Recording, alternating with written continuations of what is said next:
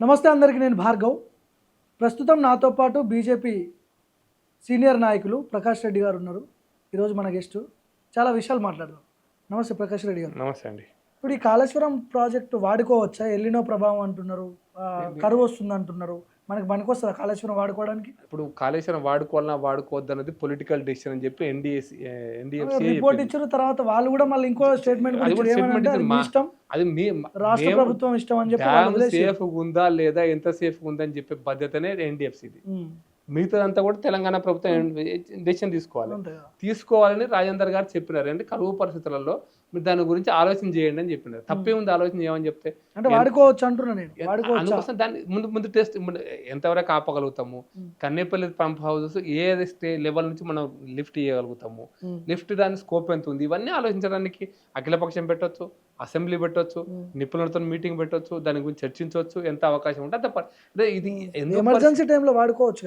అందుకోసం అన్ని కష్టాలు. ఇప్పుడైతే మన అదృష్టము, మనందరి అదృష్టం, తెలంగాణ ప్రజల యొక్క అదృష్టం.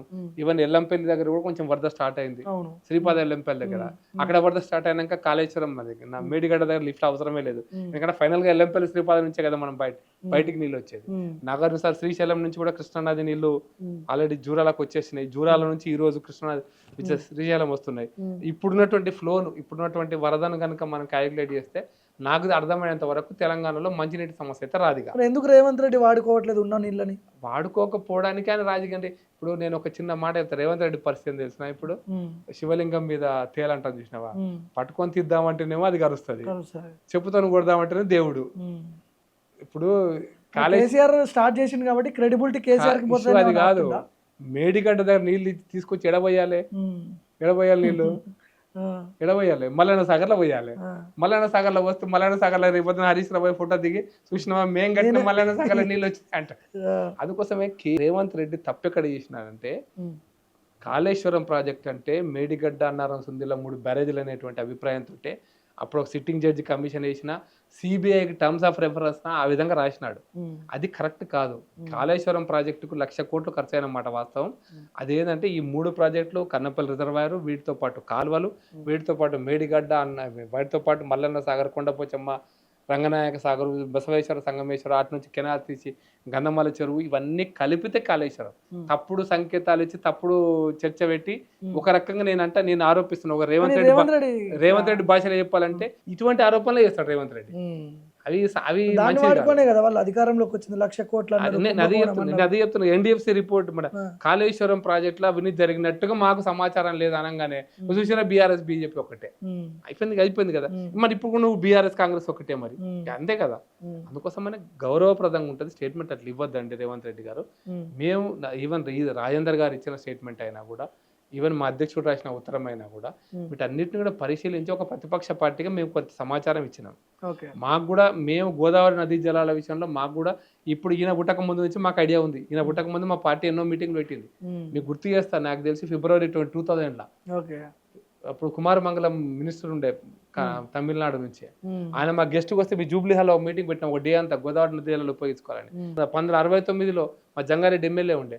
69లో కూడా కృష్ణా నది జలాలు ఎట్లా గోదావరి నది జలాలు ఎట్లా ఉపయోగించుకోవాలంటే అసెంబ్లీ చర్చ జరిగితే ఆ చర్చలో మా వాళ్ళు పాల్గొన్నారు.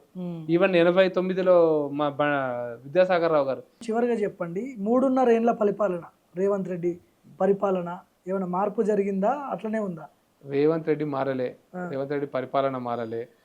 అసలు కాంగ్రెస్ పార్టీ పరిపాలన కరెక్ట్ చెప్పాలంటే కాంగ్రెస్ పరిపాలన మారదు కూడా. ఒకసారి అధికారంలోకి వస్తే మళ్ళీ రెండోసారి అధికారం రారు వాళ్ళు. మారలేదు కూడా.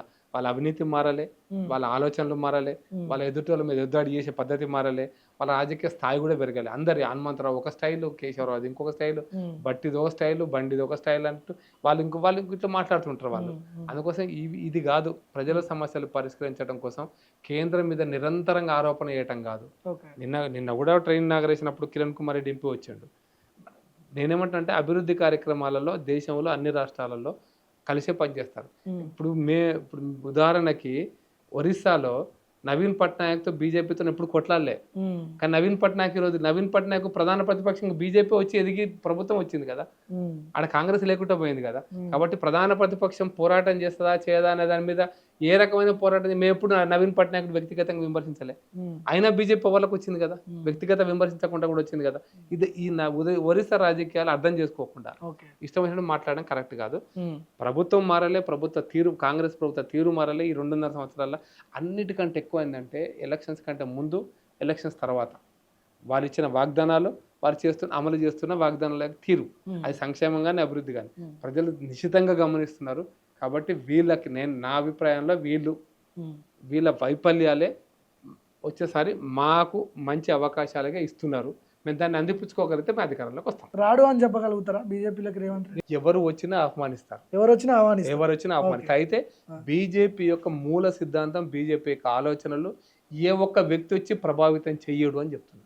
అది రేవంత్ రెడ్డి ప్రభావితం చేయలేడు. అంటే స్కూల్ మీ స్కూలే కాబట్టి జనరల్ గా ఈ స్కూల్ వేరే స్కూల్ అయినా ఈ సిలబస్ ను మార్చలేరు. సింపుల్, ఈ సిలబస్ అంతే.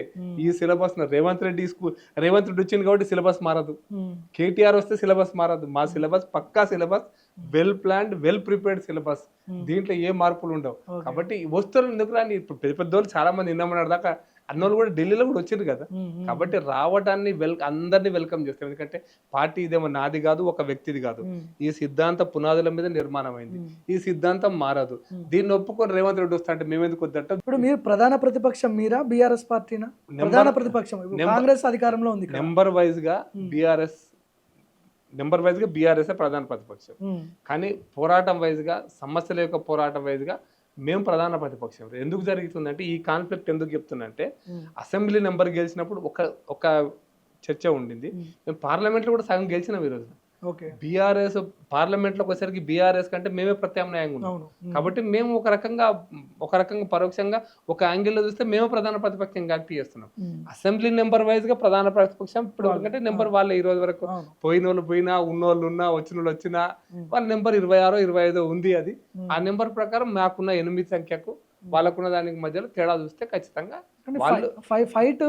తెలంగాణలో చాలా సమస్యలు ఉన్నాయి, చాలా సమస్యలు, ప్రజా వ్యతిరేక విధానాలను రేవంత్ రెడ్డి చేస్తున్నాడని మీరే మాట్లాడుతున్నారు. బీజేపీ ఫైట్ ఏంటి, కాంట్రిబ్యూషన్ ఏంది? మీరు ఏం ఫైట్ చేసిరు ఇప్పటి వరకు?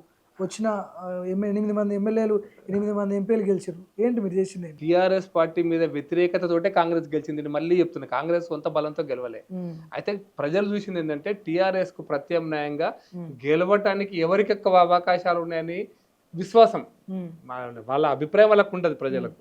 ఆ విశ్వాసంతో కాంగ్రెస్ పార్టీ కోటేసి. ఇప్పుడు మీరు అధికారంలోకి రావాలన్నా మీ కాంట్రిబ్యూషన్ ఉండాలి కదా. తెలంగాణలో ఫైట్ పలానా దాని మీద ఫైట్ చేసిర్రు, ఈ సమస్యల మీద కొట్లాడుతున్నారు అనే లైన్ ఉండాలి కదా. రెండు ఉన్నాయి. 2 అంశాల మీద మేము గెలుస్తాం. ఒకటి, ప్రజల సమస్యల మీద పోరాటం చేయడం ఒక అంశం అయితే, కేంద్ర ప్రభుత్వం చేస్తున్న అనేక విధానాలు కూడా ఒక అంశం అయితే. ఇప్పుడు హైడ్రా చేస్తున్న ఈ అరాచకం మీద బీజేపీ ఫైట్ అయింది. హైడ్రా విషయంలో చాలా స్పష్టం. హైడ్రా చాలాసార్లు పోరాటం చేసినాం. హైడ్రా విషయంలో ఇంకా మీకు ఫస్ట్ చూసింటే ప్రతి ఎమ్మెల్యే, ప్రతి ఎంపీ ఒక రోజంతా దుమ్మల కాడ పండుకున్నాం. మూసీ విషయంలో మీరు పడుకున్నాం, అట్లా కూడా అనుకున్నాం. హైడ్రా ఎక్కడ అన్యాయం చేస్తే అక్కడ పోయి మా ఎంపీలు పోతున్నారు. ఈరోజు ఎక్కడ ఉంటే అక్కడ ఎంపీలు పోతున్నారు, ఏమి ఆగుతలేరు ఎక్కడ. హైడ్రా అక్రమంగా కూల్చివేతలను అడ్డుకుంటున్నాం. న్యాయమైన ప్రభుత్వ భూమిని కబ్జా పెడితే ఖచ్చితంగా చేయాలి, అది ఎవడైనా సరే ప్రభుత్వం చేయాల్సిందే. అక్రమంగా పేదలు కట్టుకుని ఇళ్ళ మీదకి పోతే మాత్రం పక్కా మా నాయకులు పోతున్నారు, ఆపుతున్నారు. ఇదే కదా మా పోరాటం. మేము నిరంతరం కార్యకర్తలు ప్రజల మధ్య నిరంతరం ఉన్నారు, ప్రజల మధ్యలో కార్యకర్తలు చాలా చెమటోడ్చున్నారు. మా ఎంపీలు తిరుగుతున్నారు. ఇప్పుడు ఒడ్ల కల్లాల దగ్గర ఒడ్లు కొంటాకపోతే మేము పోయినామా వాళ్ళు పోయినరా, మేము పోయినా వాళ్ళు పోయినరా, అట్లాగే ఉంది. ముఖ్యమంత్రి నిన్న నేషనల్ మీడియా ప్రతినిధులతో చిట్చాట్ చేసిండు. 56 అంగుళాల ఛాతి యువత ముందు తలదించుకుంది, ఓడిపోయాడు మోడీ అనే లైన్లో మాట్లాడాడు. ఏమనిపించింది ఈ మాటలు విన్నప్పుడు? నేను ఒక అమితాబ్ బచ్చన్ ఒక డైలాగ్ ఉంది, చాలా చిన్నప్పుడు చూసిన సినిమా. అరే బచ్చా తుమ్ జి స్కూల్ మే పడే మై స్కూల్ కా హెడ్ మాస్టర్ హోదే అంటాడు అమితాబ్ బచ్చన్ డైలాగ్.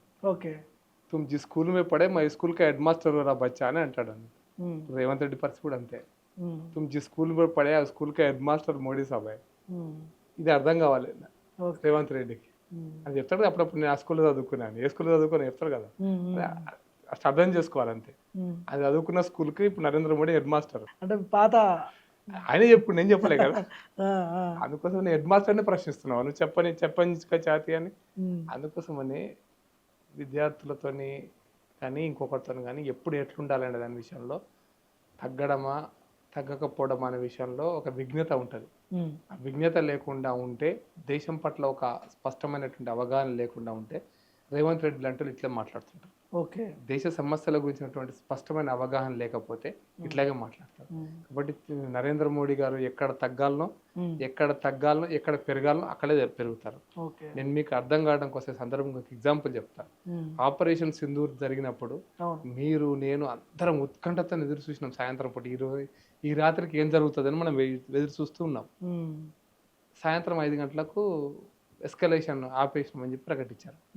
ఇదే సోకాల్డ్ జంజీ టైప్ మనుషులే చెప్పనించిక ఛాతీకి జరిగాయా, పాకిస్తాన్ ఏదో చేస్తాం అనుకున్నాం, మాకు బస్మాన్ చేస్తాం అనుకున్నాం, ఇది చేస్తాం అనుకున్నాం, అది చేస్తాం అనుకున్నాం అని కామెంట్ చేసినారు.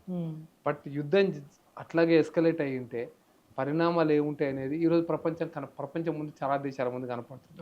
కానీ నిరుద్యోగులు చేసిన ఈ పోరాటంలో కొంత బీజేపీ వెనక్కి తగ్గినట్టే అనిపిస్తుంది. దీన్ని యాక్సెప్ట్ చేస్తారా మీరు? బీజేపీ వెనకకి తగ్గిందా, ప్రభుత్వం వెనుకకి తగ్గిందా, లేకపోతే ఎత్తుగడలో వెనుకకి తగ్గిందా అనేది కాలం నిర్ణయిస్తుంది, టైం చెప్తుంది. అయితే ఇంతకుముందు కూడా రైతు ఉద్యమాల కాలంలో ఇట్లాగే చేశారు. అతను అర్థం చేసుకోవాల్సిన పాయింట్ ఒకటి చెప్తాను మీకు. రైతు ఉద్యమాలప్పుడు కూడా చాలా మంది తప్పుడు సమాచారాన్ని, తప్పుడు ఇంటర్ప్రిటేషన్, దాన్ని నరేంద్ర మోడీ గారు ఇచ్చిన ఇంటర్వ్యూని తప్పుడుగా మాట్లాడుతున్నారు. నేను ఒక మాట చెప్తాను, ఇప్పటికి నేను గుర్తు చేస్తూ చెప్తాను. ఈరోజు ఈ సంఘటనకు ఆ సంఘటనకు పోలిక ఉంది కాబట్టి చెప్తున్నా. నేను రైతుల కోసం చట్టాలు తెచ్చాను, దేశం కోసం నేను ఉపసంహరించుకుంటున్నాను. కిసాన్ కే లియే బిల్ ఆయే హై और देश के लिए वापस ले रही है. ఈ పదాలు ఇప్పుడు కూడా దానికి అప్లై అవుతాయి. ఇప్పుడు నిన్న జరిగిన సంఘటనలకు కూడా అప్లై అవుతాయి. నరేంద్ర మోడీ గారు చెప్పనించిక ఛాతి అనుకున్నప్పుడు, దేశం ఫస్ట్ అనుకున్నప్పుడు, దేశమే మొదలు అనుకున్నప్పుడు, ఈ చెప్పనించిక ఛాతి దేశం ముందు మోకరిల్లుతుంది తప్ప ఇంకెవరి ముందు మోకరిల్లదు. కానీ ఒక కేంద్ర మంత్రి రాజీనామా చేసే అంత సిచ్యువేషన్ వచ్చింది కదా. దేశం ముందు మోకరిల్లు అంటే దాని అర్థమైంది, దేశంలో జరుగుతున్న పరిణామాలను అర్థం చేసుకొని, ఆ పరిణామాలను ఎట్లా ఎదుర్కోవాలనేటువంటి పరిస్థితులను అర్థం చేసుకొని, దానికి అనుగుణంగానే రాజీనామా జరిగింది, దానికి అనుగుణంగా మోడీ గారి ప్రకటన వచ్చింది తప్పిస్తే, అందుకోసం అప్పుడు రైతుల కోసం అన్ని సంవత్సరాల కాలం చేశారు కదా రైతులు. పంజాబ్ రైతులు, సోకాళ్ళు పంజాబ్ రైతులు పార్లమెంట్ అక్కడ ధర్నా చేశారు, నానా అల్లరి చేశారు కదా.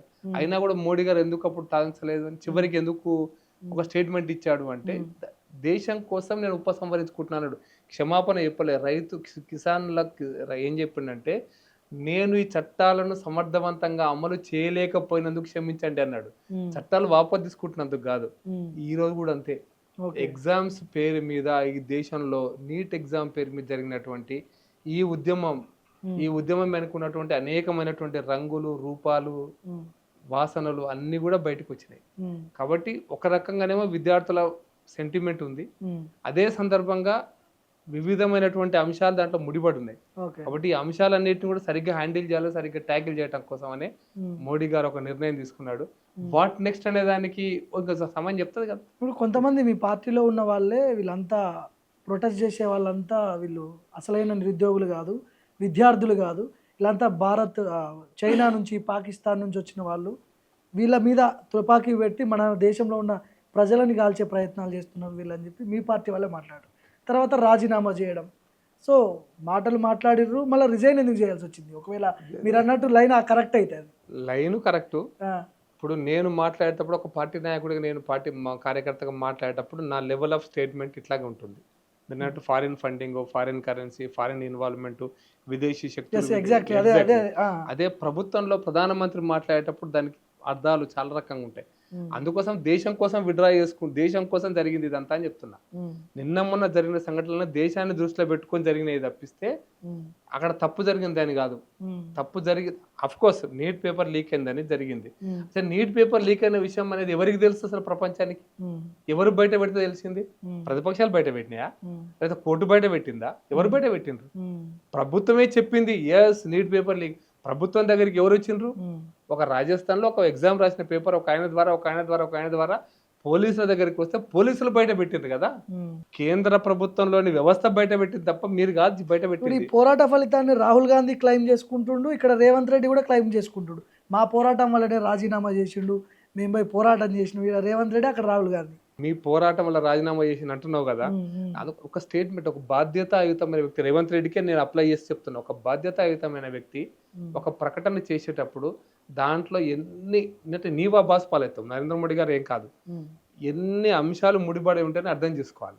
ఇప్పుడు మీరు చిన్న స్టేట్మెంట్ ఇచ్చారు మేము గెలిచినాము అని, మరి తెలంగాణలో మీరు రేపు పొద్దున ఎన్ని పేపర్లు ఉంటాయి కదా, ఈ వ్యవస్థ నడుస్తుంటది కదా, అంత నువ్వు సమాధానం ఏం చెప్పుకుంటావు? ఇప్పుడు సంజయ్ కూడా మాట్లాడినట్టున్నాడు మొన్న, అన్ని రాష్ట్రాలలో పేపర్ లీకేజ్. అందుకోసం ఇప్పుడు రీసెంట్ పాస్ట్ ఈ సంవత్సరం ఈ క్యాలెండర్ ఇయర్ లోనే తెలంగాణలో పేపర్ లీక్ అయింది, తెలంగాణ కంటే ఎక్కువ కర్ణాటకలో పేపర్ లీక్ అయింది, పంజాబ్ లో పేపర్ లీక్ అయింది. మరి కర్ణాటకలో బంగారప్ప ఎందుకు రాజీనామా చేస్తలేడు?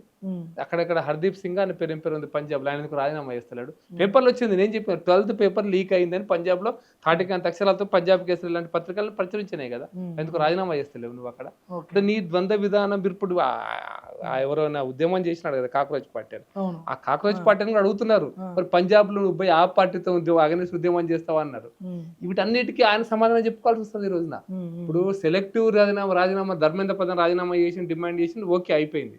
నువ్వు సెలెక్టివ్ రాజీనామాలు డిమాండ్ చేయలేడు, చేస్తే నువ్వు నీ ఇమేజ్ పోతుంది, ఒక్క సంఘటనతో నీ ఇమేజ్ మొత్తం పోతుంది కదా, ఇది అర్థం చేసుకోవాలి. రాహుల్ గాంధీ ప్రెస్ మీట్ పెట్టలేదు, మాట్లాడలేదు మీడియా వాళ్ళతో, కానీ రేవంత్ రెడ్డి మాత్రం చిట్చాట్ చేసిండు. ఆయనే పట్టించుకున్నప్పుడు ఈయన ఎందుకు అంత ఇంట్రెస్ట్? అందుకోసం రేవంత్ రెడ్డి మాట్లాడేటప్పుడు అంటే అందుకోసం వాళ్ళ రాజకీయాలలో ఇట్లా వచ్చి ఇట్లా పోతుంటారు. శాశ్వతంగా ఉండే వాళ్ళ యొక్క స్టేట్మెంట్స్, మీరు అటల్ బిహారీ వాజ్పేయి గారు ఇట్లాంటి వాళ్ళు ఎంత అద్భుతంగా స్టేట్మెంట్ ఇచ్చేటప్పుడు ఎన్ని జాగ్రత్తలు తీసుకుంటారు అనే దానికి, నేను తొక్కు వచ్చినా అన్నాడు, నేను అందరిని తొక్కుకుంటూ వచ్చినా అని రేవంత్ రెడ్డి అన్నాడు. ఇప్పుడు నేను చెప్పనించి గురించి మాట్లాడాను కదా, ప్రధానమంత్రి గారు మోడీ చెప్పనించి ఏమైంది అన్నాడు కదా, నేనేమంటే నేను 4 ఫీట్, నేను 2 ఫీట్లు ఎవరిని దొక్కుతారా అబ్బాయి, నీకంటే 6 ఫీట్లు ఉన్నాడు ఇంకోటి నేను దొక్కుతాడు కదా అంటాం. భాష మనం మాట్లాడేటప్పుడు నువ్వు 2 ఫీట్ల కాలు దొక్కినాయి అంటే మన 6 ఫీట్ల కాలు వచ్చినా నేను దొక్కడా? అంతే కదా. అందుకోసం దీన్ని కంపేర్ చేసుకొని పొలిటికల్ స్టేట్మెంట్స్ ఇవ్వద్దు. రేవంత్ రెడ్డి చాలా చాలా ఏంటంటే, నేను ఎక్కువ మాట్లాడితే టీవీలో కనపడాలి, ఎక్కువ కనపడాలి, పేపర్లు ఎక్కువ కనపడాలి అనే ఉద్దేశంతో తప్పిస్తే ఆయన మాటల కంటే క్రెడిబిలిటీ ఆఫ్ ఏ లీడర్, అంటే పెరిగే నాయకుడికి ఉండాల్సినటువంటి ఏ లక్షణాలు ఆయనకు లేవు. రైట్ అండి ప్రకాష్ రెడ్డి గారు, థ్యాంక్ యూ.